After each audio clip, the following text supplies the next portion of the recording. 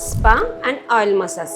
Spa is the best లేకపోతే oil మసాజా? So రెండు confusion. ఎప్పుడెప్పుడు చేయాలి అంటే ఆయిల్ మసాజ్ రెగ్యులర్గా చేయించుకోవాలా, స్పా రెగ్యులర్గా చేయించుకోవాలా అనేది చాలా మందికి డౌట్ ఉంటుంది.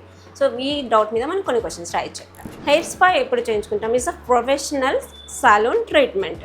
Oil massage is a traditional care. మనం ఇంట్లో చేసుకోవచ్చు, పార్లర్లో చేసుకోవచ్చు, సలూన్లో చేసుకోవచ్చు. కానీ స్పా అనేది మ్యాండేటరీ. ఇది ప్రొఫెషనల్ సలూన్ టెక్నీషియన్స్ చేస్తేనే చేయించుకోవాలి.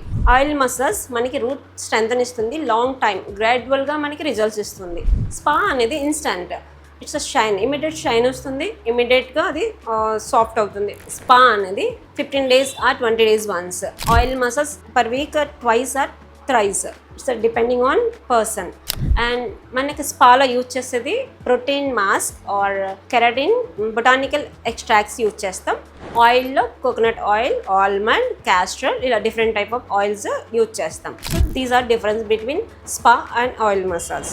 ఇప్పుడు చెప్పిన టిప్స్ అన్నీ మీకు నచ్చినాయని అనుకుంటున్నాను. సో ఇలాంటి వీడియోస్ మళ్ళీ మీకు కంటిన్యూగా రావాలి అంటే ఇప్పుడే మన ఛానల్ని ఫాలో చేయండి.